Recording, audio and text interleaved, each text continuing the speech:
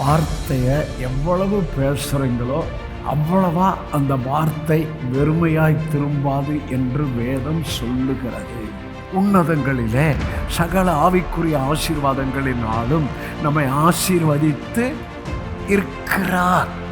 அப்போ ரட்சிக்கப்பட்ட உடனே, புதிய சிருஷ்டி ஆன உடனே, என் ஆவி உயிர்ப்பிக்கப்பட்ட உடனே அங்கே சகல ஆவிக்குரிய ஆசீர்வாதங்களால் நம்ம ஆசீர்வதிக்கப்பட்டு விட்டேன். அவர் தன்மையை சொன்னாலே நீங்கள் அனலாயிருவீங்க. அவர் தன்மையை சொன்னாலே நீங்கள் ஃப்ரெஷ்ஷாக. இந்த வேதத்தில் உங்களுக்குரியது என்ன என்று எழுதியிருக்கிறது. அதுதான் சுதந்திரம், அதுதான் உரிமையாளி. இயேசுவும் எனக்கு தாசனாக இருக்கிறார்.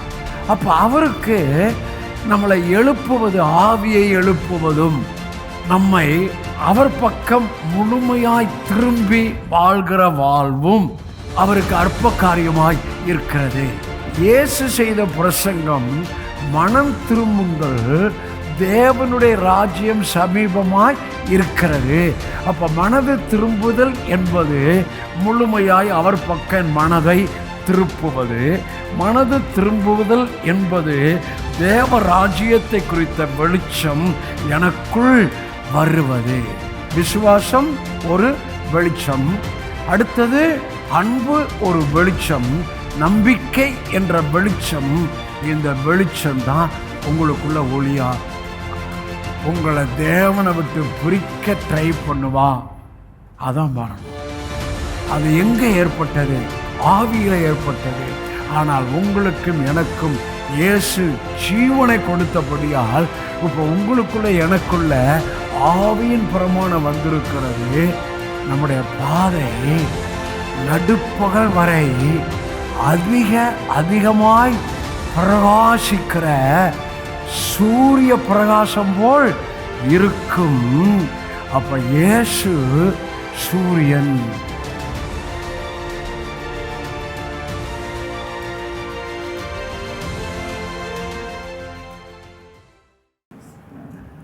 நான் இதுவரைக்கும் செஞ்ச ஊழியத்தில் கர்த்தருடைய சத்தத்தை ஆடியோ வாய்ஸோ நான் கேட்டதே இல்லை. Audio voice. ஆனால் சபையில் ஆவியானவர் சொல்வதை காதுள்ளவன் சபையில் பேசுகிறார். ஆடியோ. உங்கள் காதில் ஆவியானவர் ஆடியோ வாய்ஸை கேட்குறீங்க. ஒன்று, இந்த வேதத்தை வாசிக்கும்போது ஆடியோ வாய்ஸ் அல்ல, கர்த்தர் பேசுகிறார். ஆமென்.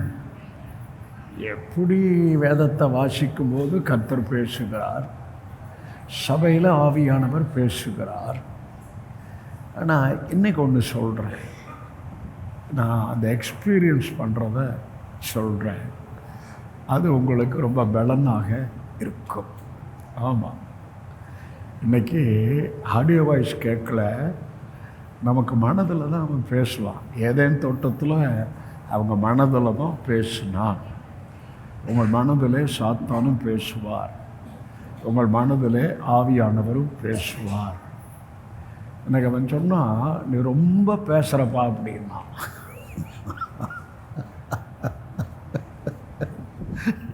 எப்படி பேசுகிற? ஓ நீயா, நான் இன்னும் ரொம்ப பேசுவேன் அப்படின்னு.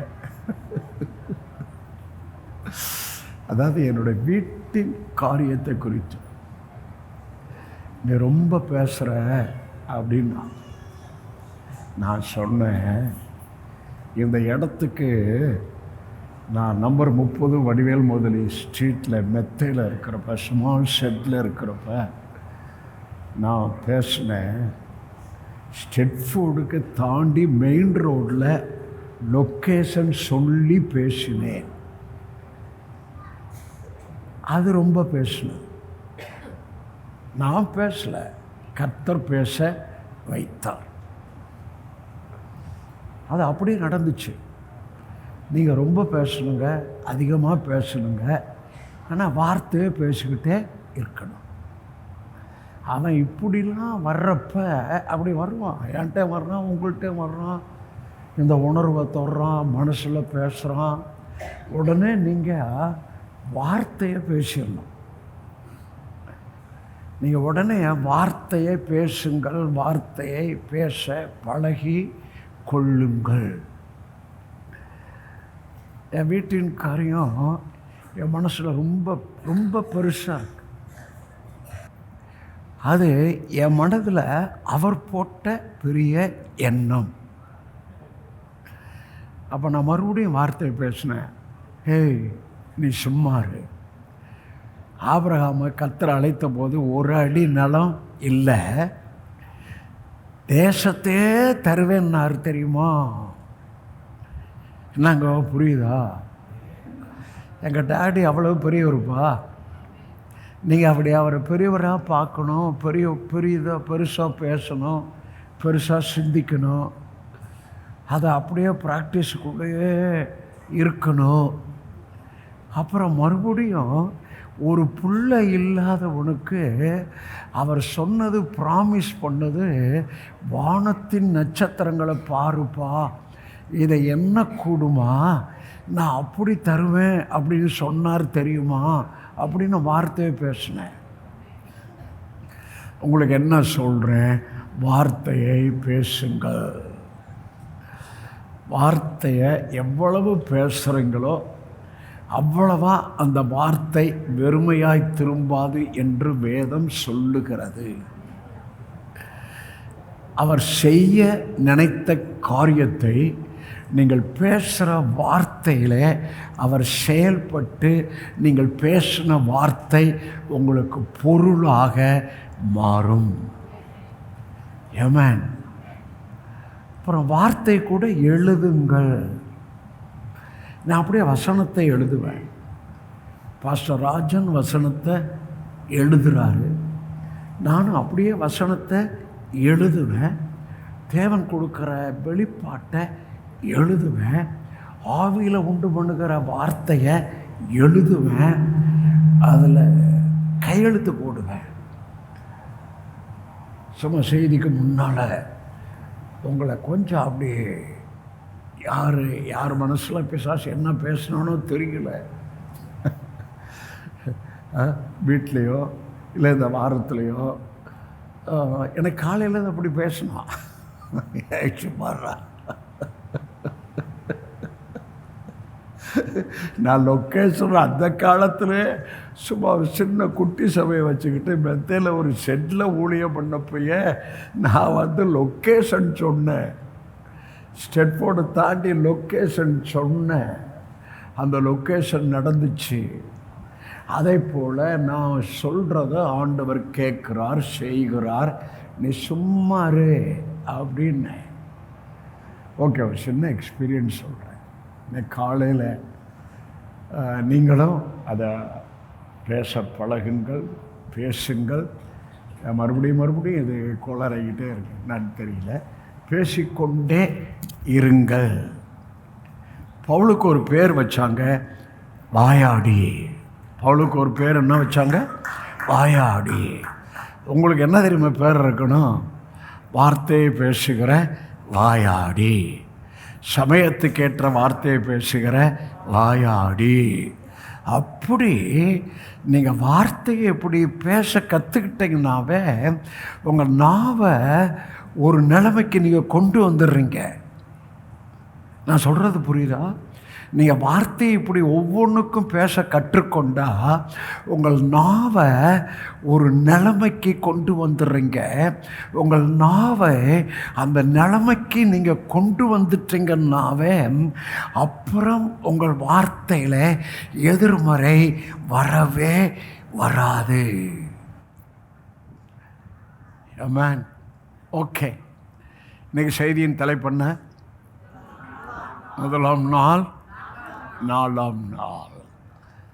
செய்தியின் தலைப்பண்ண முதலாம் நாள். சொல்லுங்க, நாலாம் நாள். ஆதியாகமம் 1ஆம் அதிகாரத்தில் முதலாம் 7 நாள் இருக்குது. நான் முதலாம் நாளையும் 4ஆம் நாளையும் தான் உங்களுக்கு எடுத்து ரெவலேஷன் பேச போகிறேன். முதலாம் நாள், 4ஆம் நாள். முதலாம் நாளிலும் வெளிச்சம் உண்டாக்கடவது என்று சொன்னார். கவனிங்க, 4வது நாளில் தான் சூரியன் சந்திரன், பகலை ஆள பெரிய சூரியன், இரவை ஆள சிறிய சந்திரனை உண்டு பண்ணினார். அப்போ முதலாம் நாளில் பேசின வெளிச்சம் என்ன? அதை தான் இன்றைக்கி வெளிச்சமாக உங்களுக்கு தரப்போகிறேன். முதலாம் நாளில் பேசின அந்த வெளிச்சம் என்ன, அதைத்தான் இன்று ஆவியானவர் உங்களுக்கு வெளிச்சமாய் வார்த்தையோடு வந்திருக்கிறார். ஆமென். முதலாம் நாள் உண்டான வெளிச்சம் என்ன என்று சொல்வதற்கு உங்களுக்கு ஒன்றை புரிய வைக்க வேண்டும். அது என்னவென்றால், தேவன் வானத்தையும் பூமியும் உண்டு பண்ணுவதற்கு முன்பாக ஒரு ஆவியின் உலகம் இருந்தது. கெருபீன்கள் அவருடைய பாதபடியில் இருந்தார்கள். தேவன் வானத்தில் இருந்தார், கிருபீன்கள் அவனுடைய பாதபடியிலே இருந்தார்கள். அவர்கள் கர்த்தரை துதித்து கொண்டே இருக்க வேண்டும், ஆராதித்து கொண்டே இருக்க வேண்டும். அவர்களை வேதம் சொல்லுகிறது, அவர்கள் சிருஷ்டிகள். அந்த கேருபீன்கள் சிருஷ்டிகள். எதற்காய் சிருஷ்டிக்கப்பட்டார்கள்? கர்த்தரை தொழுது கொண்டே இருக்க வேண்டும், ஆராதித்து கொண்டே இருக்க வேண்டும். எங்கே வைத்தாரோ அங்கே அவர்கள் அங்கே இருந்து கர்த்தரை மகிமைப்படுத்தி கொண்டே இருக்க வேண்டும். இதுதான் எசேக்கியேலிலே அங்கே பார்க்கிறோம். இவர்கள் சகல ஞானத்தால் நிரப்பப்பட்டவர்கள், சிருஷ்டிகள், சகல ஞானத்தால் நிரப்பப்பட்டவர்கள். ஆமென். அப்புறம் குற்றம் கண்டுபிடிக்கும் நாள் மட்டும் அவங்க ஒரு குறை இல்லாமல் இருந்தவர்கள். அடுத்தபடியாய் அவர்கள் தேவனாலே அலங்கரிக்கப்பட்டவர்கள், டாடியாலே அலங்கரிக்கப்பட்டவர்கள். முத்துக்களினாலும் 7 முத்துக்களினாலும் வைரங்களினாலும் அவர்கள் அலங்கரிக்கப்பட்டவர்கள். இதெல்லாம் சிருஷ்டிப்பிலே தேவன் அவர்களுக்கு வைத்தது அல்லது அவர்களுக்காக தேவன் செய்தது. இப்போ நீங்கள் புரியணும், நீங்களும் நானும் கிறிஸ்துவுக்குள்ளே புதிய சிருஷ்டி. நீங்களும் நானும் புதிய சிருஷ்டி ஆன உடனே, என் ஆவி உயிர்ப்பிக்கப்பட்ட உடனே அவருடைய நானும், அவருடைய அறிவு, அவருடைய புத்தி என் ஆவியில் அவர் டெபாசிட் பண்ணி விட்டார். இதை புரியணும்.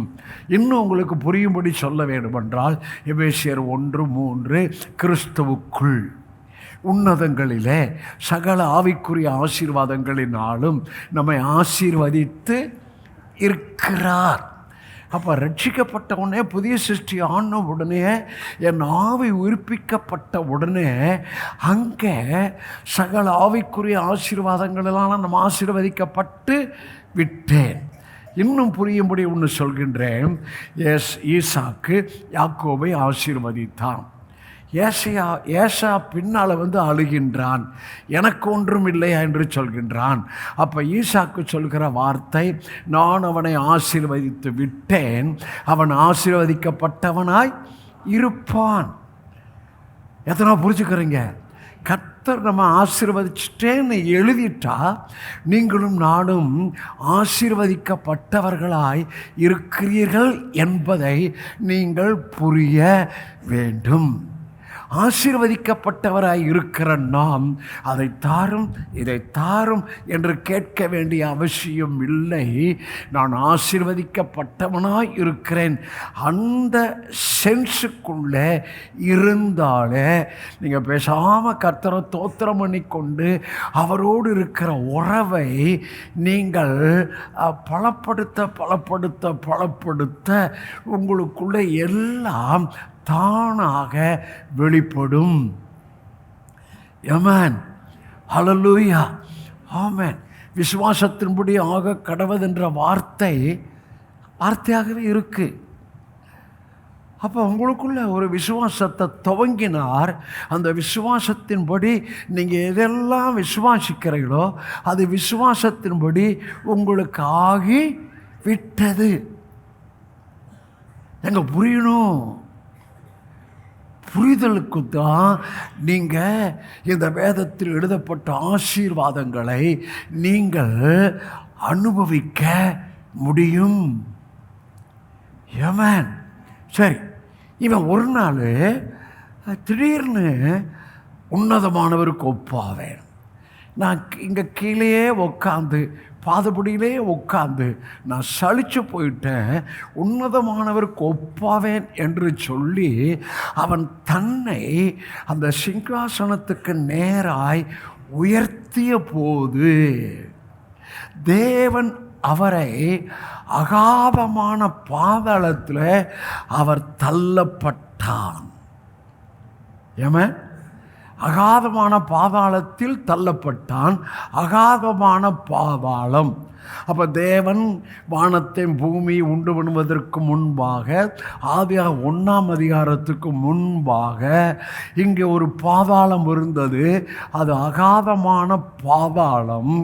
அங்கே தான் ஆதியாகமம் 1ஆம் அதிகாரத்தில் தேவன் வானத்தை பூமியை உண்டு பண்ணினார். ஆழத்தில் இருள், அதாவது அகாதமான பாதாளத்தில் இருள் இருந்ததென்றால் அங்கே பிசாசு இருந்தான்.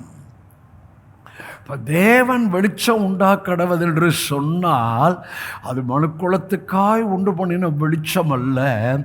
இங்கே அகாதமான பாதாளத்தில் ஒருவன் இருளுக்குரியவனாய் இருக்கின்றான்.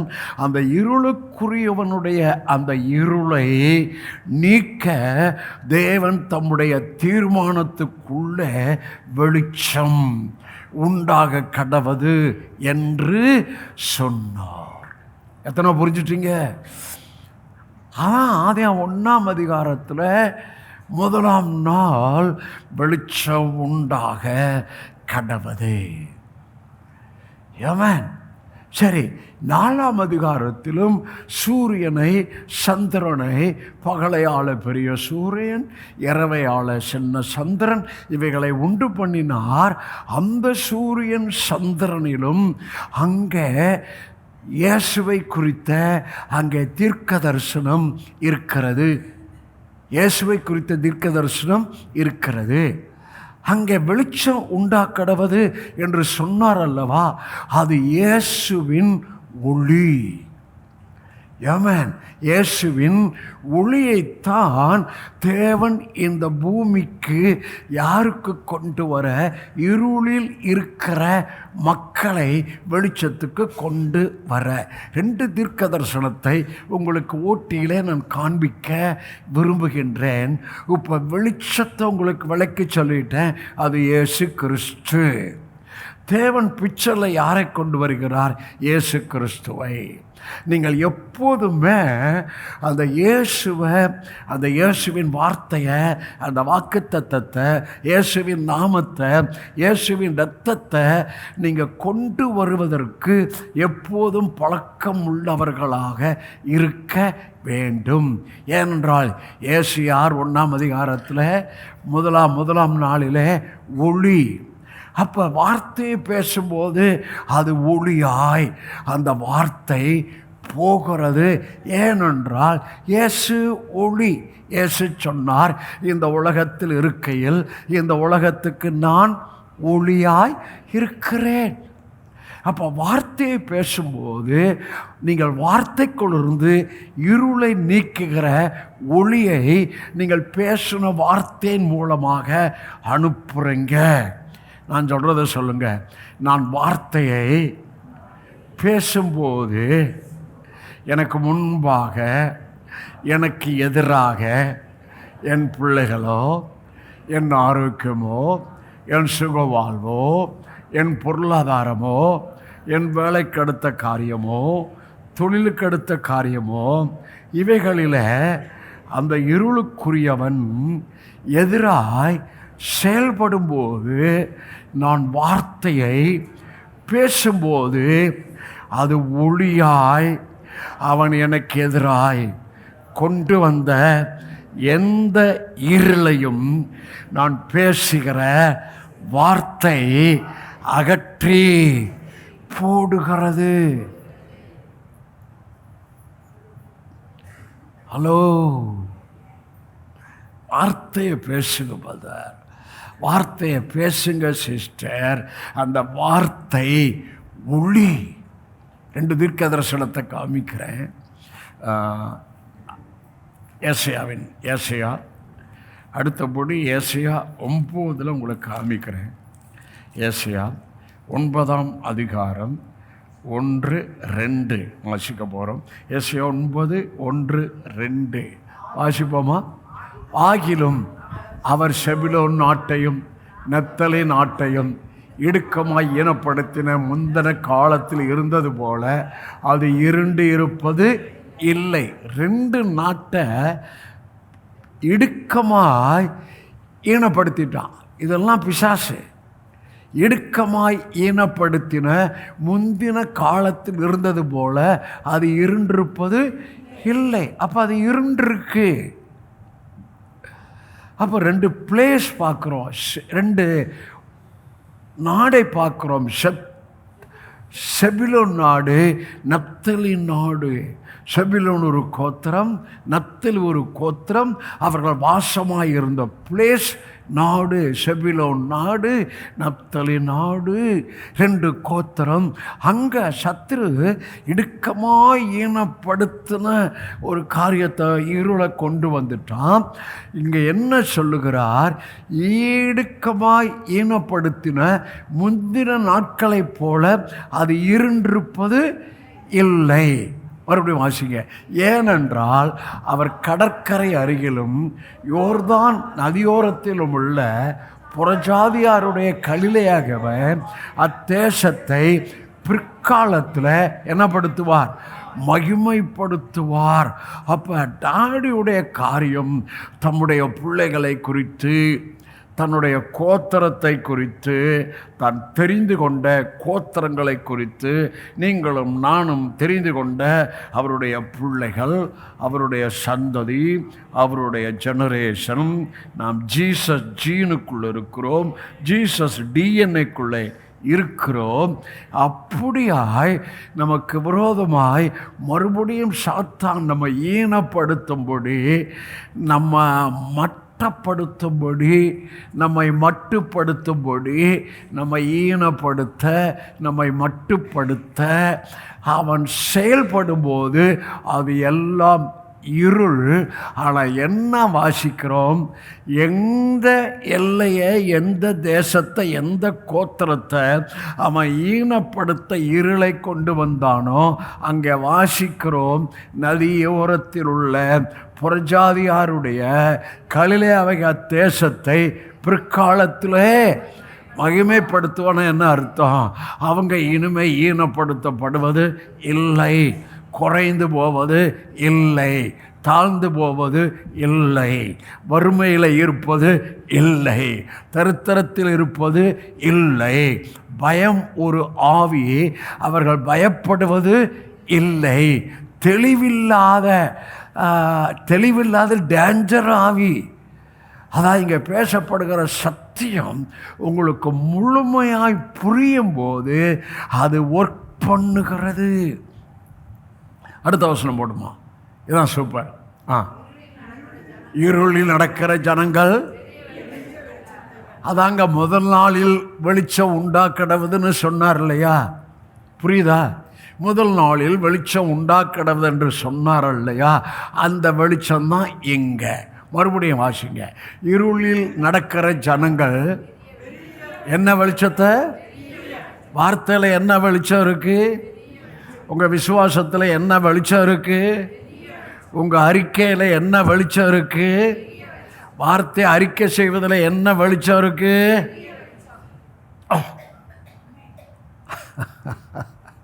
இருளில் இருக்கிற நடக்கிற ஜனங்கள் புதிய வெளிச்சத்தை கண்டார்கள்.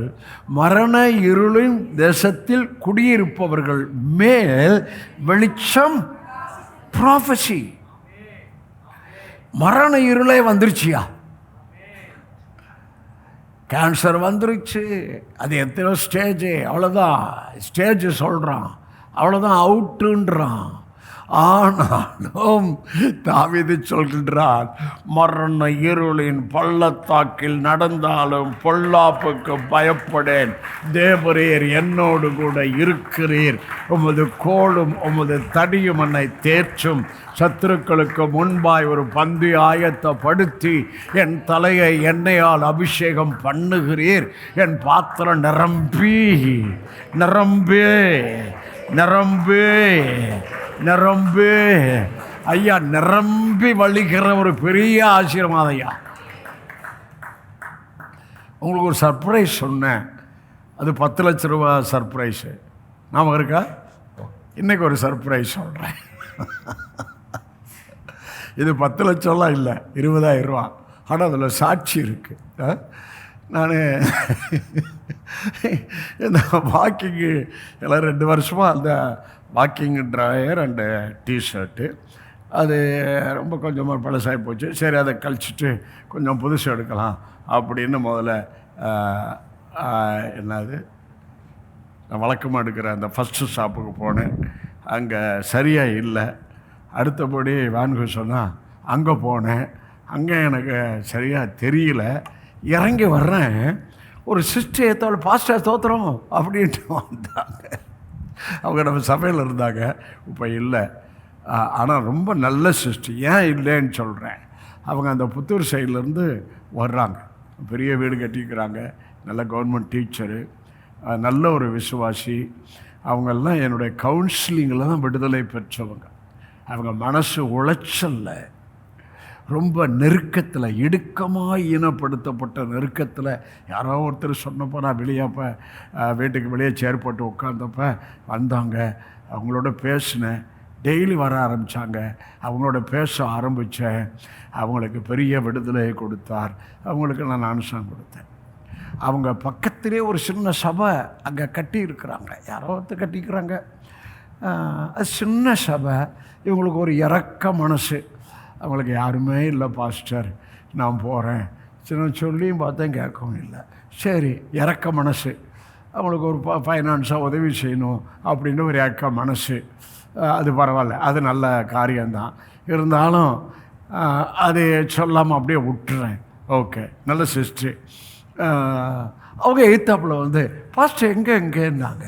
இல்லை, போனேன், எனக்கு செட் ஆகலை, வந்துட்டேன். இல்லை பாஸ்டர், புது வருஷத்தில் வந்துக்கிறேன், கொஞ்சம் மேலே வாங்க, நீங்கள் ட்ரெஸ்லாம் எடுத்துங்க அப்படின்னு. அம்மா போச்சு. நான் டிஷர்ட் தான் எடுக்க போனேன். இல்லை, அந்த புள்ள என்ன சொல்லிருச்சு, 5 எடுத்தா 6 ஃப்ரீன்னு அடிச்சு. 5 எடுத்தா 6 ஃப்ரீ. என்னை உடலை, அதை சிஸ்டர் விடவே இல்லை. அப்படியே தூக்கி கடையே 20,250 ரூபா அவங்க ஜிபே பண்ணிவிட்டு சந்தோஷமாக, பாஸ்டர் நான் ரொம்ப சந்தோஷப்படுறேன் மாஸ்டர் அப்படின்னா. நான் அதை எதிர்பார்க்கலைங்க. நான் எதை சொன்னேன், நீங்கள் தேவனுடைய பிள்ளைகள், நீங்கள் எதிர்பாராத சர்ப்ரைஸ் கிஃப்ட்டு, நீங்கள் எதிர்பாராத சர்ப்ரைஸ் தேவன் உங்களுக்கு கொடுப்பதற்கு எப்போதுமே வல்லவராக இருக்கிறார்.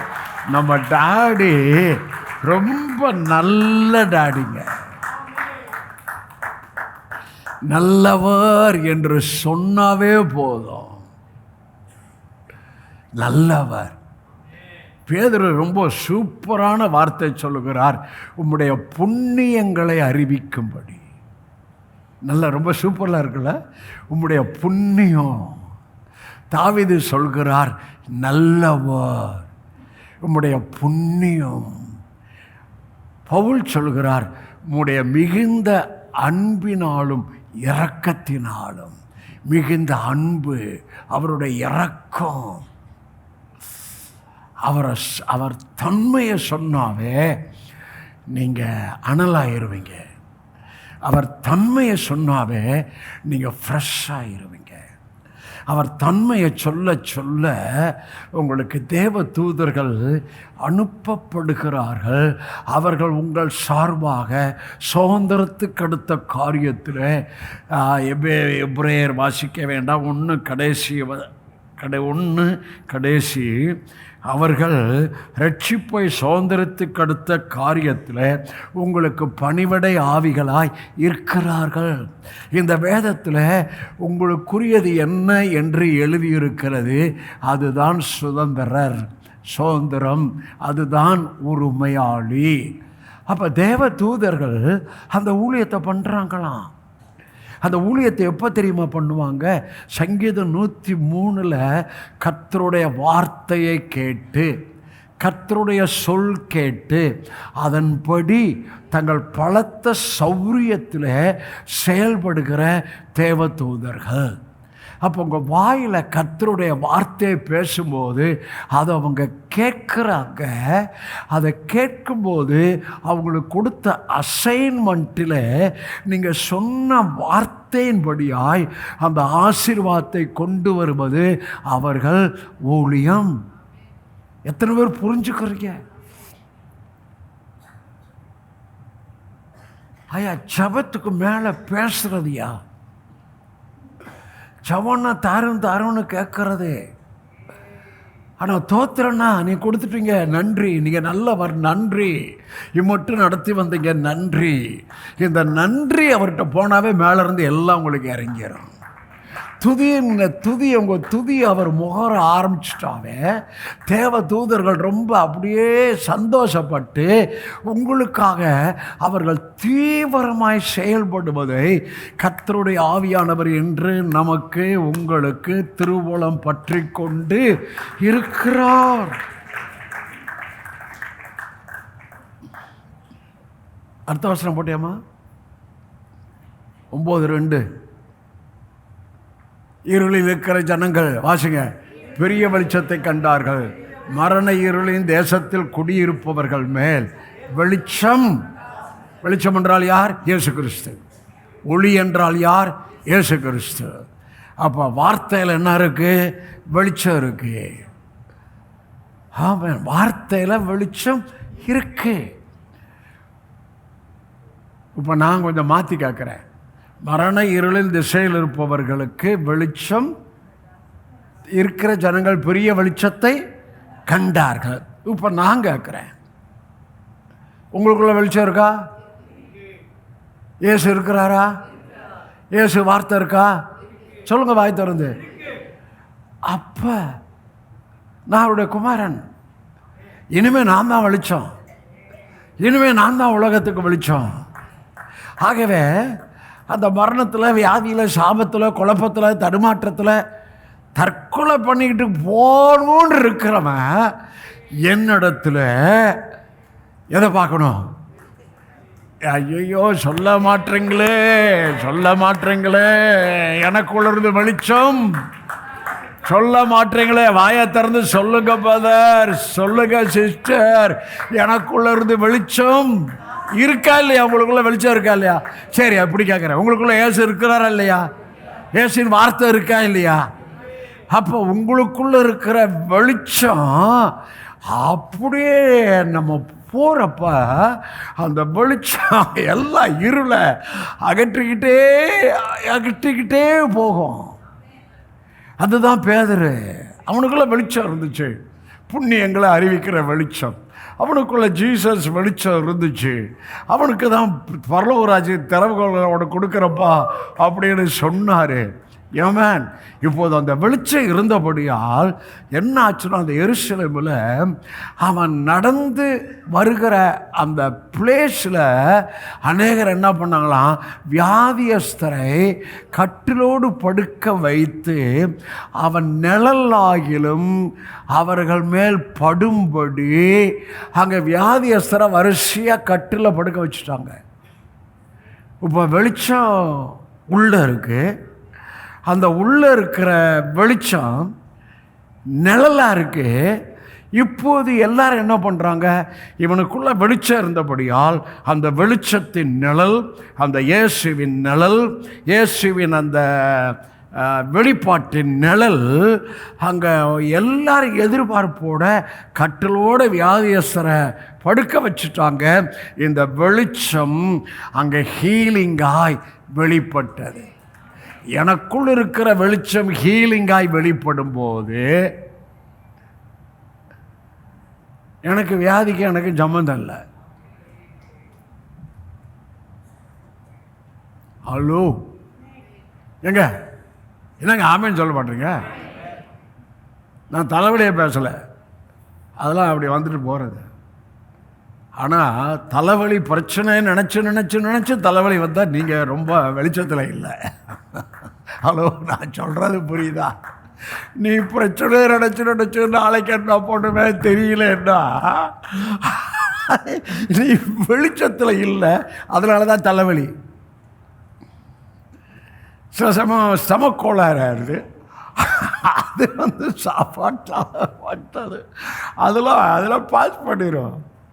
ஆனால் உங்களுக்கு எனக்கும் இந்த வெளிச்சம் இருளை நீக்க கொடுமையானால், இயேசுவின் வெளிச்சம் எனக்குள் இருக்கிறபடியால் மரணத்துக்கு ஏதுவான வியாதி நம்ம ஒருத்தருக்கும் இல்லவே இல்லை, இல்லை, இல்லை, இல்லவே இல்லை.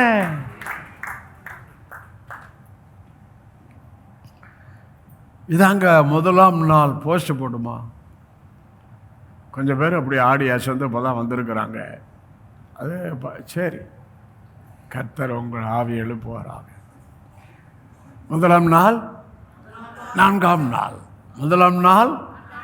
முதலாம் நாள் ஒளி இயேசு கிறிஸ்து. நான்காம் நாள் சூரியன் சந்திரன் இயேசு கிறிஸ்து. ஆமென். சரி, ஏசாயா 50 தீர்க்க தரிசனத்தை பார்ப்போங்க. தீர்க்க தரிசனம் தாங்கய்யா. தீர்க்க தரிசனமும் அது நியூ டெஸ்ட்மெண்ட்டில் எப்படி இணைக்கப்பட்டது என்பதை பார்க்கும்போது உங்களுக்கு பெரிய விசுவாசம் வந்துடும். ஏசாயா 49:6 இதுவுமே இயேசுவை குறித்து. இந்த வெளிச்சம் எங்கே போகணுமா? வாசிங்க. யாக்கோபின் கோத்திரங்களை எழுப்பவும், இஸ்ரவேலில் காக்கப்பட்டவர்களை திருப்பவும், நீர் எனக்கு துணையாய் இருப்பது அற்ப காரியமாய் இருக்கிறது. இயேசுவை குறித்து விளக்கமாக சொல்கிறேன். நம்மெல்லாம் இயேசுவின் கோத்திரம், ஆபிரகாமின் கோத்திரம். இங்கே யாக்கோபின் கோத்திரனாலும் ஒன்று தான். யாக்கோபின் கோத்திரங்களை எழுப்ப, இஸ்ரவேலில் காக்கப்பட்டவர்களை திருப்ப, நீர் எனக்கு தாசனாய் இருப்பது இயேசு குறித்த தீர்க்க தரிசனம். நீர் எனக்கு தாசனாய் இருப்பது அற்ப காரியமாய் இருக்கிறது. அப்போ இயேசு தான், இயேசுடைய தாசர்கள் நாம். இயேசுவும் எனக்கு தாசனாக இருக்கிறார். அப்போ அவருக்கு நம்மளை எழுப்புவது, ஆவியை எழுப்புவதும், நம்மை அவர் பக்கம் முழுமையாய் திரும்பி வாழ்கிற வாழ்வும் அவருக்கு அற்ப காரியமாய் இருக்கிறது. அப்போ ஆவியை எழுப்புறது, அவர் பக்கம் திரும்பி அதிலே வாழ்வது. மனம் திரும்புங்கள் என்ற வார்த்தைக்கு என்ன தெரியுமா அர்த்தம்? எல்லாம் இந்த மனது அவர் பக்கம் திரும்புவது தான் யோவான் ஸ்நானகன் செய்த பிரசங்கம். இயேசு செய்த பிரசங்கம் மனம் திரும்புங்கள், தேவனுடைய ராஜ்யம் சமீபமாய் இருக்கிறது. அப்போ மனது திரும்புதல் என்பது முழுமையாய் அவர் பக்கம் மனதை திருப்புவது. மனது திரும்புவதல் என்பது தேவ ராஜ்யத்தை குறித்த வெளிச்சம் எனக்குள் வருவது. சொல்லுங்க, மனது திரும்புவது என்பது என் சிந்தையை முழுமையாய் அவரோடு இணைப்பது, வார்த்தையோடு இணைப்பது, இயேசுவின் இரத்தத்தோடு இணைப்பது. இதுதான் என் மனது திரும்புதல். மறுபடியும் வாசிக்க. நீர் பூமியின் கடைசி பரியந்தமும் என்னுடைய ரட்சிப்பாய் இருக்கும்படிக்கு உம்மை ஜாதிகளுக்கு ஒளியாக, இயேசு கிறிஸ்துவை குறித்து, எப்பா என் குமாரனே, நீர் பூமியின் கடைசி பரியந்த ரட்சிப்பாய் இருக்க, உலகம் முழுவதுக்கான ரட்சிப்பாய் இருக்க, யோவான் ஸ்நானகன் சொல்லுகிறான், உலகத்தின் பாவத்தை சுமந்து தீர்க்கிற தேவாட்டு குட்டி, சர்வலோகத்தின் பாவத்தை சுமந்து தீர்க்கிற தேவாட்டு குட்டி. இயேசு சொன்னார், நீங்கள் உலகமெங்கும் போய் சகல ஜாதிகளையும் சீஷராக்கி. அதான் இந்த தீர்க்க தரிசனம். நான் தீர்க்க தரிசனத்தை கனெக்ட் பண்ணி உங்களுக்கு விவரித்து காண்பித்து கொண்டு இருக்கிறேன். ஆகவே இங்கே இயேசுவை குறித்த தீர்க்க தரிசனம், நீர் பூமியின் கடைசி பரியந்தம் என்னுடைய ரட்சிப்பாய் இருக்கும்படிக்கு உம்மை ஜாதிகளுக்கு ஒளியாக வைப்பேன். அவர் வந்துட்டாரு, எல்லாம் முடிச்சிட்டாரு. நீங்கள் உலகமெங்கும் போய் ஜாதிகளுக்கு சுவிசேஷத்தை ப்ரீச் பண்ணுங்க அப்படின்னு சொல்லிட்டாரு. இப்போது யாருங்க அவருடைய ஊழி? இப்போது யாருங்க அவருடைய சுவிசேஷத்தை நற்செய்தியை சொல்வது? நீங்களும் நானும். உங்களுக்கு தெரியுமா, உலகம் முழுவதும் இருக்கிற குடும்பங்கள் உனக்குள் ஆசீர்வதிக்கப்படும் என்று ஆபிரகாமை ஆசீர்வதித்தார். ஆனால் சுவிசேஷம் அது இல்லை. உலகம் முழுது இருக்கிற குடும்பங்கள் இயேசுவை சொந்த இரட்சகராய் ஏற்றுக்கொண்டு அவர்கள் ரட்சிக்கப்பட்டு பாவ மன்னிப்பை பெற்று சபைக்குள் வர வேண்டும். அதுதான் சுவிசேஷம். ஆமென். இங்கே என்ன வாசிக்கிறோம்?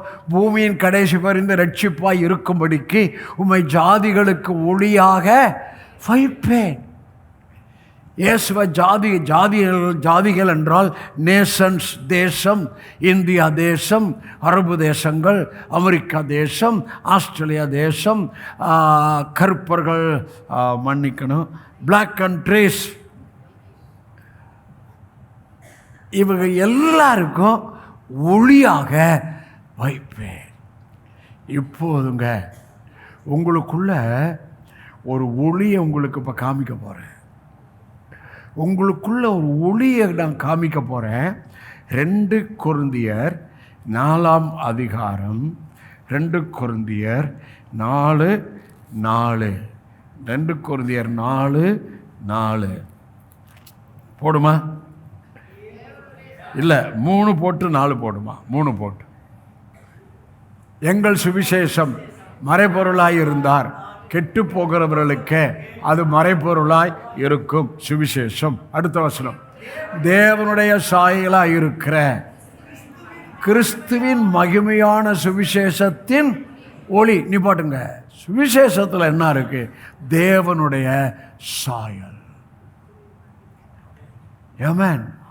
இப்போ சுவிசேஷம்னா வருத்தப்பட்டு பாரசபுக்கு எல்லாரும் வாங்க, மனம் திரும்பு, இயேசுவை ஏற்றுக்கொள், அது ஒரு சுவிசேஷம். ஆனால் சபைக்கு என்ன சுவிசேஷம்? தேவனுடைய சாயலாயிருக்கிற கிறிஸ்துவின் மகிமையான சுவிசேஷம். சபைக்கு என்ன சுவிசேஷம்? தேவனுடைய சாயல். அதுதான் மகிமை, அதுதான் சுவிசேஷம், அதுதான் ஒளி. புரியுதா? சொல்லுங்க. தேவனுடைய சாயல், மகிமை இருக்கு, சுவிசேஷத்தின் ஒளி இருக்கு. அப்போ எனக்குள்ள நான் சுவிசேஷத்தினால ரட்சிக்கப்பட்டிருக்கிறேன். சபையில் இயேசுவை குறித்த செய்தி பேசப்படும் போது சுவிசேஷம் பேசப்படுகிறது, நற்செய்தி பேசப்படுகிறது. ரோமர் கடைசி 2 வசனம் போருமா? சுவிசேஷத்தை குறித்து உங்களுக்கு விளக்கம் சொல்கிறேன், புரிஞ்சுக்க. ரோமர் கடைசி 2 வசனம் வாசிங்க. இயேசு கிறிஸ்துவை பற்றிய பிரசங்கமாகிய என் சுவிசேஷத்தின்படி, எங்க எல்லாரும் வாசிக்கணும், நான் உங்களை விட மாட்டேன், எல்லாரும் வாசிக்க. இயேசு கிறிஸ்துவை பற்றிய பிரசங்கமாகிய என் சுவிசேஷத்தின்படி உங்களை ஸ்திரப்படுத்த. அப்போ இயேசுவை பற்றிய பிரசங்கம் சுவிசேஷம், இயேசுவை பற்றிய பிரசங்கம் உங்களை ஸ்திரப்படுத்தும். இங்கே அதான் பேசப்படுது. ஆமென். சொல்லுங்க. இயேசுவை பற்றிய செய்தி, எங்களை ஸ்திரப்படுத்தும். சரி, மறுபடியும் 2 கொரிந்தியர் 4. ஏமா 2 கொரிந்தியர் 4 4ஆம் வசனம் போட்டியா? அந்த 4ஆம் வசனத்தை மறுபடியும் போடுமா?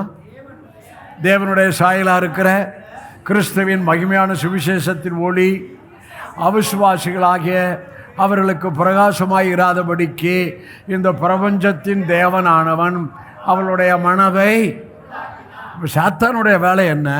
சுவிசேஷத்தின் ஒளி சபையில் வந்துடக்கூடாது. ஆகவே சபையில் இருக்கிற மக்களுடைய மனதை குருடாக்குவது. சபையில் இருக்கிற மக்களுடைய மனதை வெளியே இருக்கிறவங்க குறித்து அவனுக்கு கவலையே கிடையாது. ரிலிஜன் சர்ச்சை குறித்து அவன் ஒரே பண்ண மாட்டான். உங்களை குறித்து அவனுக்கு ரொம்ப கவலைங்க, ரொம்ப பாருங்க. உங்கள் நினைவாகவே இருக்கிறான். அவனும் உங்கள் நினைவா இருக்கிறாரு. மேல இருக்கிற டாடியும் நம்ம நினைவா இருக்கிறாரு. உங்க நினைவை மேல வச்சுட்டா உங்க நினைவா இருக்கிற பிசாசை நீங்க மேற்கொள்ளலாம்.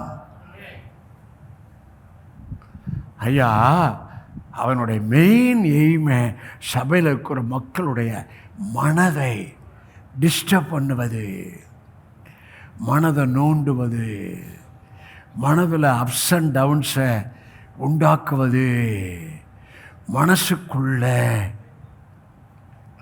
அதனால தான் வேதம் சொல்லுது. ஒரு வசனம் உங்களுக்கு காமிக்கிறேன். ரோமர் 13ஆம் அதிகாரம். ரோமர் 13ஆம் அதிகாரம்.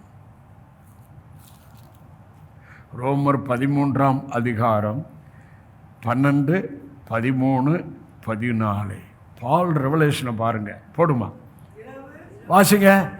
இரவு சென்று போயிற்று, பகல் சமீபமாயிற்று. ஆகையால் அந்தகாரத்தின் கிரியைகளை நாம் தள்ளிவிட்டு ஒளியின் ஆயுதங்களை. என்ன ஆயுதம்? முதலாம் நாள் என்ன உண்டாக்கிடவது? வெளிச்சம் உண்டாக்க. இங்கே என்ன ஆயுதம்? ஒளியின் ஆயுதம். வலது கிழவரும் பார்த்து ஒளியின் ஆயுதத்தை தரித்து கொள்ளுங்கன்னு சொல்லுங்க. சரி, நான் சொல்கிறேன். இரவு சென்று போயிற்று, பகல் சமீபமாயிற்று. ஆகையால் அந்தகாரத்தின் கிரிகளை தள்ளிவிட்டு ஒளியின் ஆயுதங்களை தரித்து கொள்ள கடவோம். அடுத்த வசனம் சூப்பர். களியாட்டும் வெறியும் வேசித்தனமும் காமவிகாரமும் வாக்குத்தத்தமும் பொறாமையும் உள்ளவர்களாய் நடவாமல். எதில் நடக்கிறது போல? அல்லேலூயா. அதாவது ஒளியாகி இயேசுவில் நடக்கிறது போல. களியாட்டி வெறி வேசித்தனம் காமவிகாரம் வாக்குத்தத்தம் பொறாமை, இது எல்லாம் பாவத்தை பிரசங்கம் பண்ணுறதுனால அவன் மாற்றம் அடையவே மாட்டான், விடுதலையும் பெற மாட்டான். அல்ல, நான் சொல்கிற புரியுதா? அல்லேலூயா. இங்கே பாவத்தை பிரசவம் பண்ணுறது இல்லையா, பரிசுத்தரை பிரசவம் பண்ணிட்டு இருக்கிறையா, இயேசுவை பிரசவம் பண்ணிட்டு இருக்கிறையா.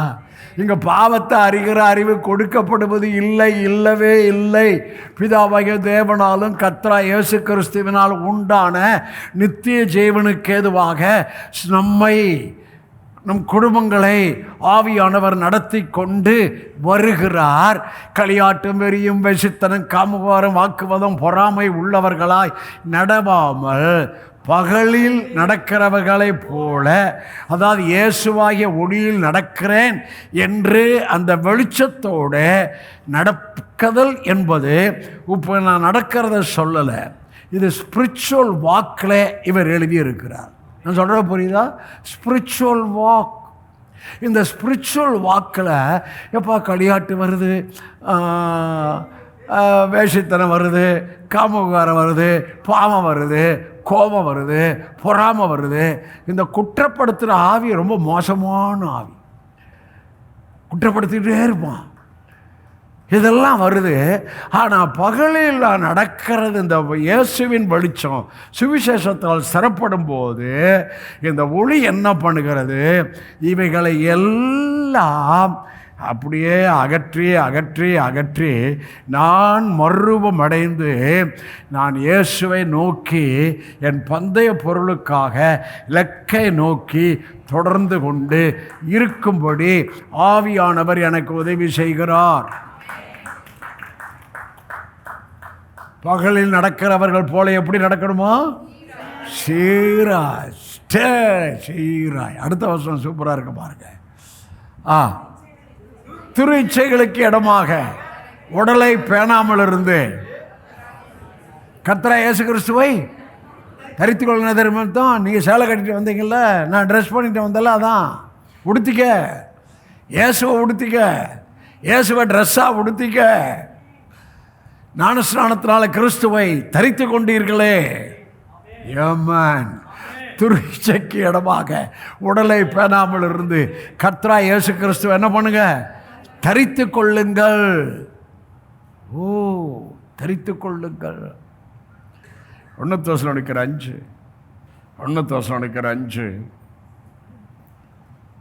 5 6 7 8 போடுமா. 1 தெசலோனிக்கர் 5. எல்லாரும் வாசிங்க, எல்லாரும் வாய் திறந்து எல்லாரும் வாசிக்கணும். வாசிங்க. நீ இல்லை அப்படி இல்லை, நாம் எல்லாரும் சொல்லுங்க. நாம் எல்லாரும் வெளிச்சத்தின் பிள்ளைகளும் பகலில் பிள்ளைகளுமாய் என்ன இருக்கிறீங்களா, என்ன அர்த்தம்? 24/7.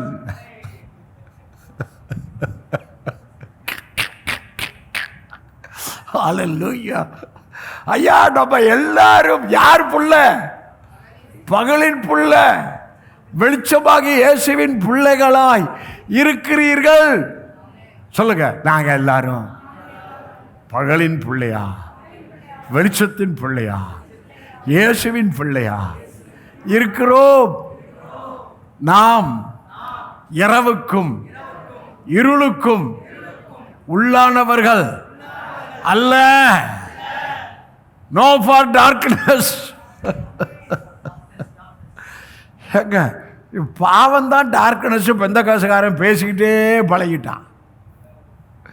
அவனுக்கு கோபம் டார்க்னஸ்லாம் தெரியாது, எரிச்சல் டார்க்னஸ்னு தெரியாது, பொறாம டார்க்னஸ்ன்னு தெரியாது, வம்பு புத்தீனமான பேச்சு பரியாசம் இதெல்லாம் டார்க்னஸ்ன்னு தெரியாது.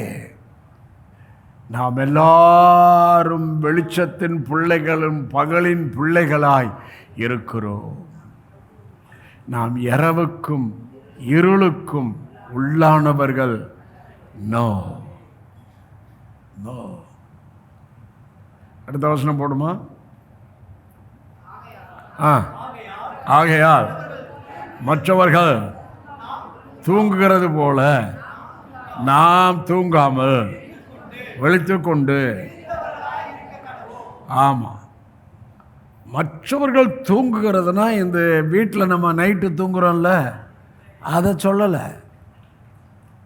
ஆமாம், தூக்கத்தை விரும்பாதே, விரும்பினால் தரித்திரனாவாய், அதுதான் தூக்கத்தை சொல்லுது.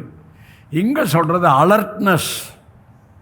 சிலருக்கு அலர்ட்னஸே இல்லை, ஒரு விழிப்பு இல்லை. அங்கே விழிப்புன்னு தானே வருது, தெளிந்தவர்களாய் விழிப்புன்னு தானே வருது. ஸ்பிரிச்சுவல் அலர்ட்னஸ் நமக்கு தேவை.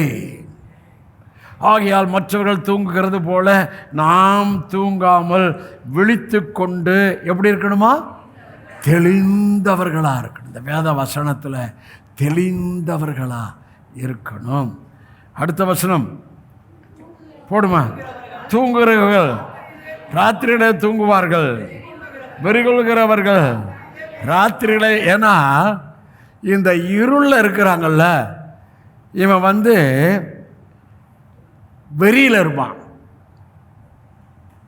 இருளில் இருக்கிறவன் பண வெறியில் இருப்பான். இன்னும் எவ்வளோ வெறி. ஆனால் நம்ம வெளிச்சத்தில் இருக்கிறோம், நமக்கு வெறியெல்லாம் கிடையாது. ஆமென். என்ன வரி?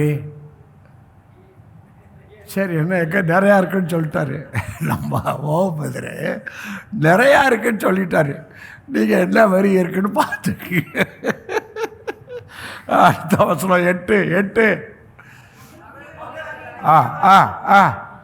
பகலுக்குரியவர்களாகிய ஏம்மா என்ன சூப்பராக உங்களை என்ன நம்பி, என்ன சூப்பரா பவுல் உங்களை என்ன நம்பி நம்மளை பகலுக்குரியவர்களே சொல்லிட்டாரு. ரொம்ப சூப்பரா இருக்குல்ல? இதாயா வெளிச்சம், இதாயா பிரசங்கம், இதாயா பால்ஸ் ரெவலேஷன். பகலுக்குரியவர்களாகிய டெய்லி காலையில் எதிரிச்சோட நான் பகலுக்குரியவன், நான் பகலுக்குரியவன், நான் பகலுக்குரியவன், நான் பகலுக்குரியவன் சொல்லி பாருங்க, ஒரு பெரிய பலனை பார்ப்பீங்க. பகலுக்குரியவர்களாகிய நாமோ என்னவா இருக்கணும்? இதான் ரொம்ப முக்கியம். தெளிந்தவர்களாயிருந்து, புரிந்தவர்களாயிருந்து, பகலுக்குரியவர்களாகிய நாமோ தெளிந்தவர்களாயிருந்து. இங்க வருது பாருங்க, விசுவாசம் அன்பு என்னும் மார்க்கவசத்தையும் ரட்சிப்பின் நம்பிக்கை என்னும் தலைச்சீராவையும் சொல்லுங்க. இதை தரித்து உங்க கிறிஸ்துவை தரித்து கொண்டு, இங்க விசுவாசம் அன்பு என்ற மார்க்கவசம். அப்ப விசுவாசத்தில் வெளிச்சம் இருக்கு, அன்புல வெளிச்சம் இருக்கு. இன்னும் புரியும்படி சொல்றேன், இந்த விசுவாசம் என்ற வெளிச்சம் இருந்தா, அன்பு என்ற வெளிச்சம் இருந்தா, அங்க உங்களுக்கு எந்தவித இருளும் உங்களுக்கு வரவே முடியாது.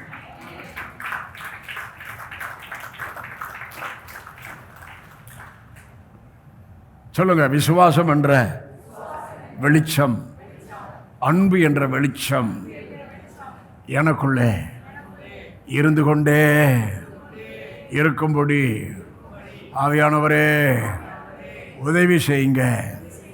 அடுத்து வாசிங்க. ரட்சிப்பின் நம்பிக்கை என்னும் நம்பிக்கை இங்க தலைச்சீரனா இங்கதான் தலையில தான் 5 சென்ஸ் இருக்கு. ஆமென். தலையில தான் 5 சென்ஸ் இருக்கு. இங்க என்ன சொல்லுகிறார்? நம்பிக்கை, அது ஒரு ஒளி. 3 ஒளியை சொன்னேன். விசுவாசம் ஒரு வெளிச்சம், அடுத்தது அன்பு ஒரு வெளிச்சம், நம்பிக்கை என்ற வெளிச்சம். இந்த வெளிச்சம் தான் உங்களுக்குள்ள ஒளியா இருக்கும். விசுவாசம் இருந்துக்கிட்டே இருக்கணும். ஏய் சரி அப்படின்னா அர்த்தம் உங்களுக்கு தெரியல. திடீர்னு ஏன்னாவே 3ஆம் வானத்துக்கெல்லாம் இங்கே யாரும் போகக்கூடாது, இங்கேயே இருங்க. ஆமென். சொல்லுங்க, விசுவாசம் ஒரு ஒளி, நம்பிக்கை ஒரு ஒளி, அன்பு ஒரு ஒளி. இந்த ஒளி எனக்குள்ள இருக்கும்படி ஆவியானவரே உதவி செய்யுங்க. அடுத்த வசனம். தேவன் நம்மை கோபாக்கனுக்கென்று நியமிக்காமல் நம்முடைய கர்த்தராகிய இயேசு கிறிஸ்து மூலம் ரட்சிப்படைவதற்கென்றே நியமித்தார். இது இப்ப கேட்ட ஒளியிலேயே பெரிய ஒளி பிதாவை புரிந்து கொள்ளுதல். ஐயா, உங்களை கொல்றதுக்காக ரட்சித்தாரு, உங்களை தண்டிக்கிறதுக்காக ரட்சித்தாரு. தேவன் என்னை உங்களை சொல்லல. ஓகே, தேவன் நம்மை கோபாக்கனுக்கென்று என நியமிக்கல. அது தேவன் அற்றவனுக்கு. இந்த சத்தியத்தை புரியாதவன், தண்டனையை பேசுறவன், ஆக்கணையை பேசுறவன். நம்ம ஆக்கணையை பேசுறதில்ல, தண்டனையை பேசுறதில்ல. இயேசு தண்டிக்கப்பட்டார், எனக்கு தண்டனை இல்லை. வாசிக்க வேண்டாம். ரோமர் 8:1-2. அன்றியும் கிறிஸ்து இயேசுவுக்கு உட்பட்டவர்களாய் இருக்கிற நமக்கு ஆக்கணை தீர்ப்பு இல்லை. ஏன் ஆக்கணை தீர்ப்பு இல்லை? கீழே வசனம், ஆவியின் பிரமாணத்தில் நாம் நடக்கிறபடியால் ஆக்கணை தீர்ப்பு இல்லை. நமக்கு ஸ்பிரிட் இஸ் த லா, ஆவியின் பிரமாணம். தேவன் ஆவியா இருக்கிறார், ஜீசஸ் ஆவியா இருக்கிறார், வார்த்தை ஆவியா இருக்கு, ஹோலி ஸ்பிரிட் ஆவியா இருக்கு. நமக்கு நியாயப்பிரமாணம் அல்ல, மனுஷ கற்பனை அல்ல, மனுஷ போதனை அல்ல, ட்ரெஸ் கோட் அல்ல, அதை செய்யாத இதை செய்யாத, அப்படி உடுத்தாத இப்படி உடுத்தாத, உன்னை வெறுத்துரு, அது இல்லை. ஆவியின் பிரமாணம். ஐயா, 2 பிரமாணத்திலிருந்து தேவன் நம்மளை விடுவித்திருக்கிறார். ஒன்று ஆதாமினால் உண்டான மரணம், அடுத்தபடி மோசையினால் உண்டான நியாயப்பிரமாணம். இந்த ஆதாமினால் உண்டான மரணத்திலிருந்தும் இயேசுவி பிந்தினாதமாக இயேசுவுக்குள்ளே நாம் விடுவிக்கப்பட்டிருக்கிறோம். மரணம் என்று சொல்வது சரீர மரணம் அல்ல. ஆதாம் தேவனை விட்டு, இந்த ஃபஸ்ட்டு சாத்தான் தேவனை விட்டு ஃபஸ்ட் ஃபேமிலியை பிரித்து விட்டான். அதுதான் மரணம். உங்களை தேவனை விட்டு பிரிக்க ட்ரை பண்ணுவான், அதான் மரணம். அது எங்கே ஏற்பட்டது? ஆவியில் ஏற்பட்டது. ஆனால் உங்களுக்கும் எனக்கும் இயேசு ஜீவனை கொடுத்தபடியால் இப்போ உங்களுக்குள்ள எனக்குள்ள ஆவியின் பிரமாணம் வந்திருக்கிறது. ஆவியின் பிரமாணத்துக்குள் தான் நீங்களும் நானும் இருக்கிறோம். சொல்லுங்க, தேவன் என்னை கோபாக்கணைக்கென்று ரட்சிக்கவே இல்லை, தண்டனைக்கென்று ரட்சிக்கலை, என்னை குமாரன் மூலமாய் ரட்சிப்படைவதற்கென்றே என்னை ரட்சித்தார். பாஸ்டர் ஏற்கனவே ரட்சிக்கப்பட்டார், மறுபடியும் என்ன பாஸ்டர் ரட்சிப்பு? காமிக்கிறேன். எபிரேயர் ஏசே ஓஹோ செகரே, எபிரேயர் 9:28. எபிரேயர் 9:28 வாசிங்க. கிறிஸ்துவும் அநேகருடைய பாவங்களை சுமந்து, நீங்கள் எல்லாம் வாசிக்கிற மாதிரி தெரியலையா? எல்லாரும் சதம் போட்டு இல்லை, மறுபடியும் வாசிங்க. கிறிஸ்துவும் அநேகருடைய பாவங்களை சுமந்து தீர்க்கும்படிக்கு ஒரே தரம் பலியிடப்பட்டு தமக்காக காத்து கொண்டிருப்பவர்களுக்கு ரட்சிப்பை, இதுதான் ரட்சிப்பு. வரிகளை நம்ம எடுத்துக்கிறார் பாருங்க, அதான் ரட்சிப்பு. புரியுதாங்க? அதான் 2ஆம் தரம் பாவமில்லாமல் தரிசனமாக போகிறார். காத்து கொண்டவர்களை அவரோடு கூட எடுத்து கொள்ளப்பட போகிறார். அதுதான் தேவன் உங்களுக்கும் எனக்கு வைத்திருக்கிற பெரிதான ரட்சிப்பு. ஓகே, சூரியனை பார்ப்போமா? சொல்ல மாட்டீங்க.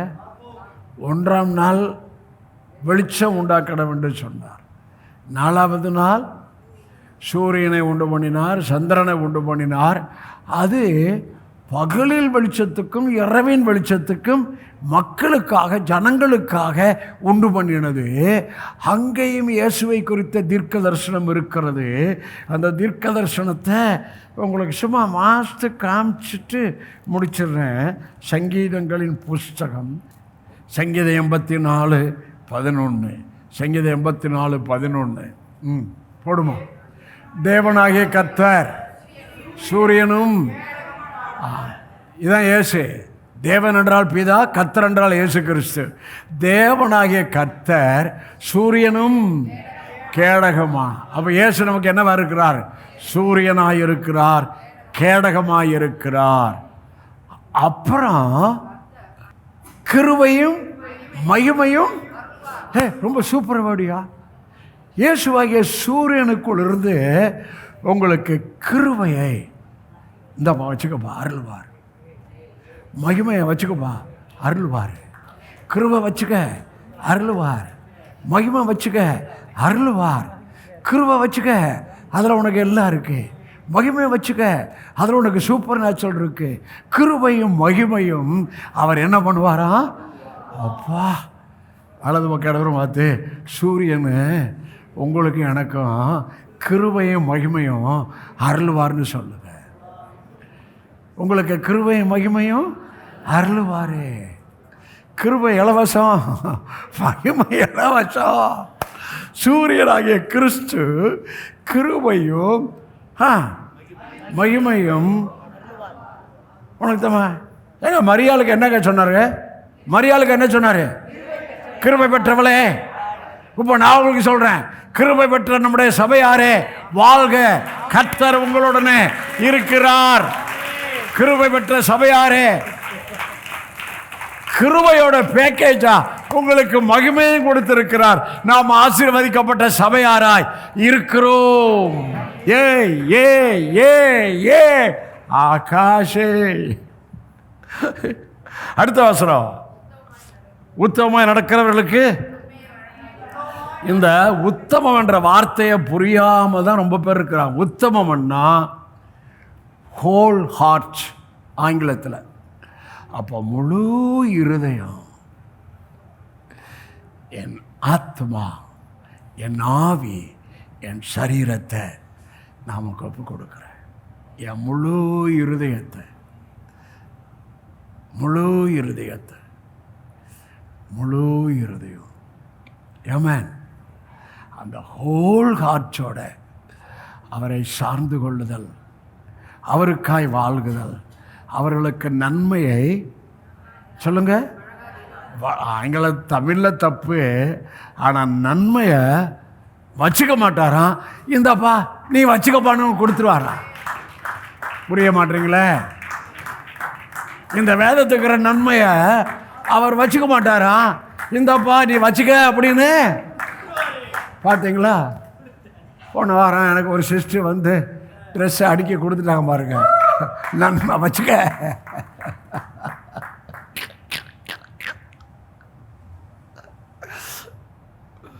தேவன் தம்முடைய குமாரனை பரிசுத்த ஆவியினாலும் வல்லமையினாலும் அபிஷேகம் பண்ணினார். தேவன் அவருடனே கூட இருந்தபடியால் அவர் நன்மை செய்கிறவராயும் பிசாசின் வல்லமையில் அகப்பட்ட யாவரையும் குணமாக்குகிறவராய் சுற்றி திரிந்தார். இன்னொரு சூரியனை பார்ப்போம், நம்மளோட கனெக்ஷனாக இருக்குது.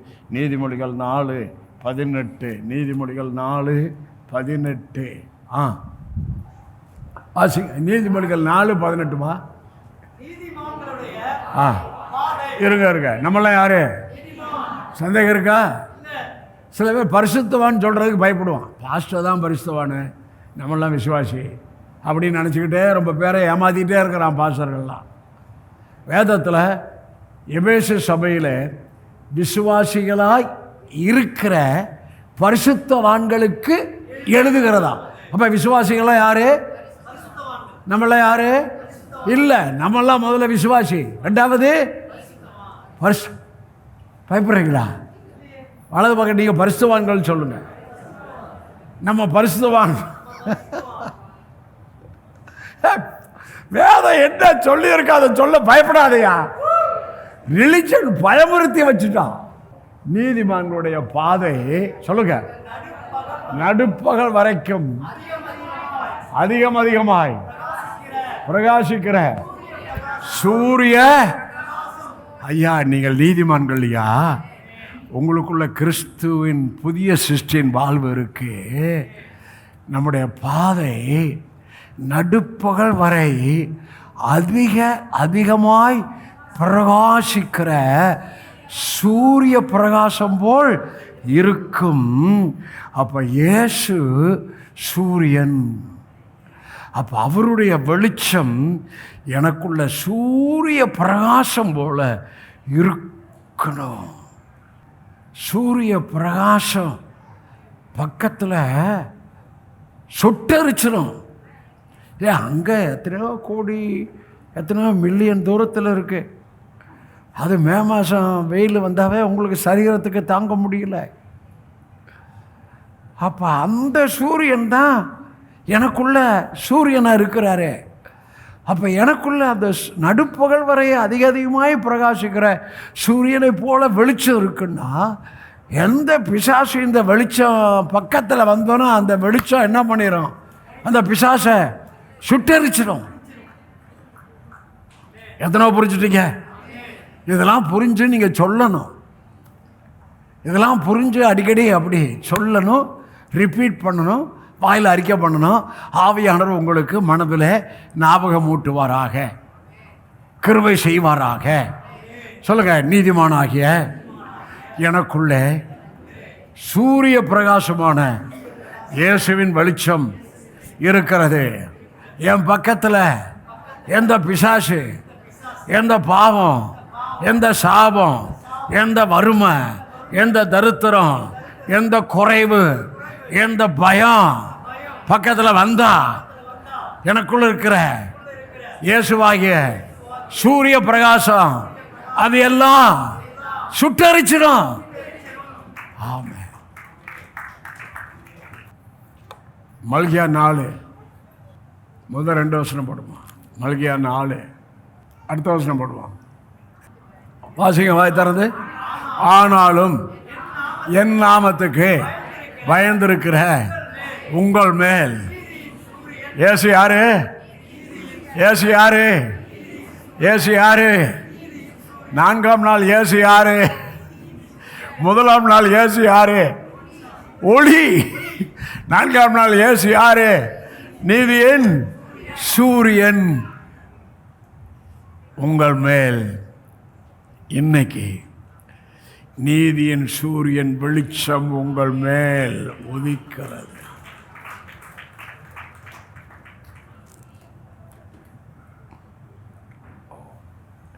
நீதியின் சூரியன் வெளிச்சம் உங்கள் மேல் உதிக்கும்.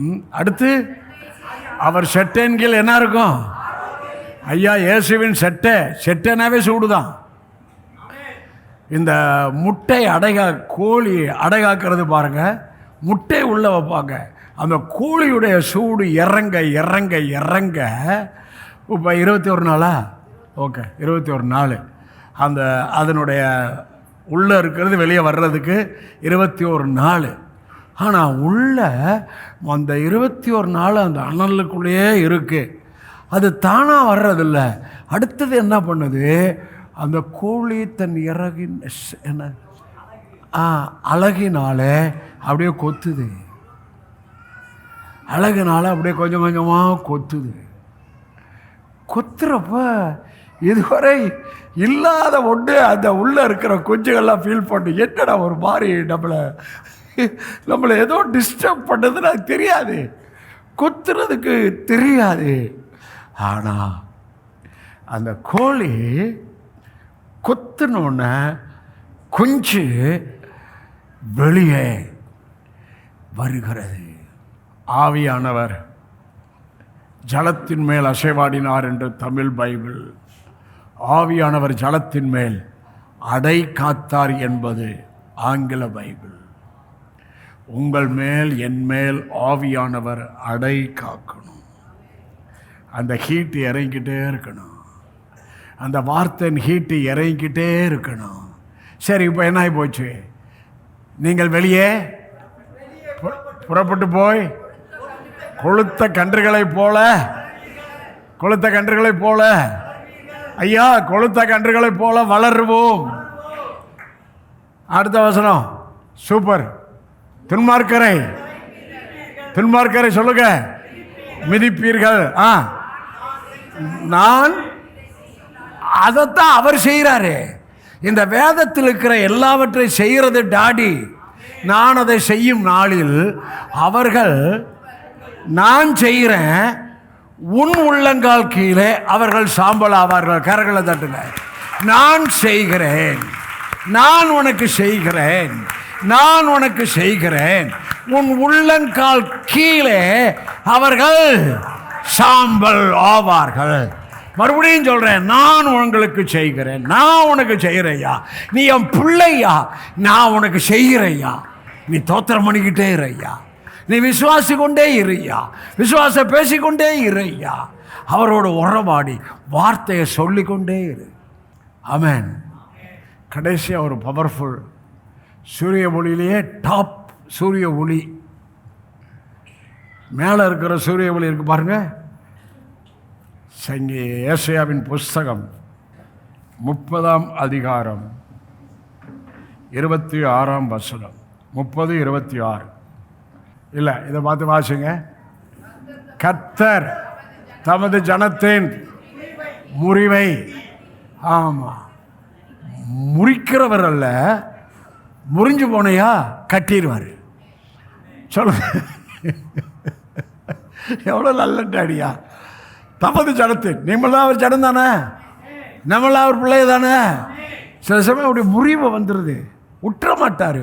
முறிவை கட்டி, அடிக்காயத்தை எங்கேயோ காயம் வந்துருச்சு, என்ன பண்ணுறாரு? குணமாக்குகிறார். முறிவை கட்டுகிறார், காயத்தை குணமாக்கும் நாளிலே. வாசிங்க, சந்திரனுடைய வெளிச்சம்லாம் என்னவா மாறிடுமா? சூரியனுடைய வெளிச்சத்தை போலவும், சூரியனுடைய வெளிச்சம் ஏழத்தனையாய் 7 பகலின் வெளிச்சத்தை போலவும். இப்போ இருக்கிற சூரியன் இருக்கு பாருங்க, தீர்க்க தரிசனம் என்ன சொல்லுது? அதை போல 7 அத்தனையாய் 7 பகல் சூரிய வெளிச்சம் போல இருக்குமா? நீங்களும் நானும் எல்லாம் உங்கள்கிட்ட வந்து சரண்டர் ஆக போறான். எப்பா நீ கடவுள்பா, நான் பார்த்தாவே பயமா இருக்குப்பா, கை கட்டிட்டு நிற்க போறான். உண்மை சொல்றேன், கை கட்டிட்டு நிற்க போறான். உங்களை மகிமைப்படுத்துகிற இயேசு, கனப்படுத்துகிற இயேசு, மேன்மைப்படுத்துகிற இயேசு இனி தீர்க்க தரிசனத்தில் சொன்னார், இனி நான் உன்னை சிறுமைப்படுத்த மாட்டேன். துஷ்டன் உன் வழியாய் கடந்து வருவது இல்லை.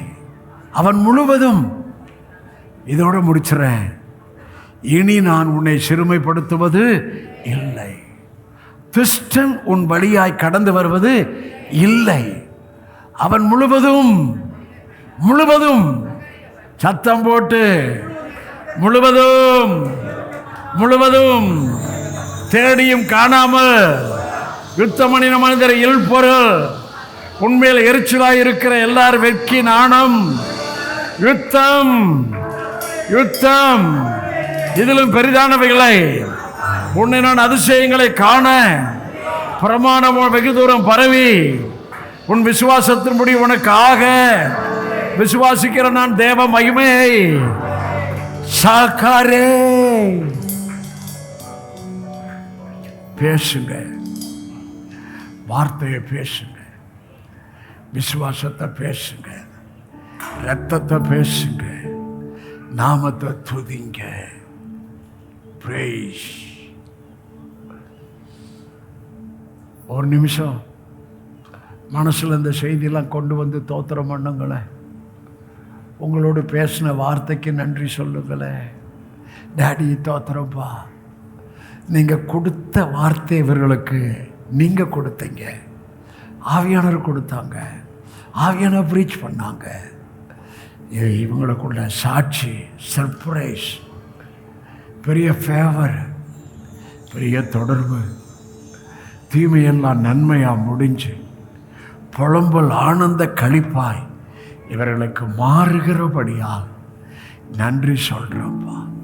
விசுவாசத்தையும் தைரியத்தையும் நம்பிக்கையும் இவர்களுக்குள் ஒளியாய் இருப்பதாக, விசுவாசம் என்ற கேடகம் தலைச்சீரா நம்பிக்கை ஒளியாய் இருப்பதாக, இயேசுவை குறித்த சூரியன் என்ற அந்த தீர்க்க தரிசனம் இவர்களுக்குள் பலன் செய்வதாக. பிதா குமாரன் பரிசுத்த ஆவி நாமத்தில் எல்லாரையும் பிளஸ் பண்ணுறேன். வர வாரம் இந்த செய்தி இவங்களுக்குள்ள அநேக நன்மைகளை கொண்டு வருவதாக, இந்த செய்தி இவங்கள் காதிலே தொனித்து கொண்டே இருப்பதாக, இந்த செய்தியில் சில குறிப்பிட்ட வார்த்தை ரேமாவாய் வந்தது, அதை சத்துரு பொறுக்கி விடாதபடி அதை அவர்கள் முணுமுணுத்து கொண்டே இருப்பார்களாக. ஆசீர்வதிக்க. வீட்டில் ரத்தத்தை தெளிக்கிறேன், வேலைகளை, அப்பத்தில், தண்ணீரில் ஆரோக்கியத்தை பேசுகிறேன். பிள்ளைகள் மேலே உங்களுடைய பெரிய பலனை பேசுகிறேன் ஐயா. யூத் பாய்ஸ் அண்ட் கேர்ள்ஸ் மேலே, இன்று புதிதாய் வந்தவர்கள் மேலே உங்களுடைய பரிபூர்ண வாழ்வை பேசி ஆசீர்வதிக்கிறேன். காஷி கராமா. கிருபை கிருபை கிருபை. இயேசுவின் நாமத்தில் நல்ல பிதாவே, ஆமென்.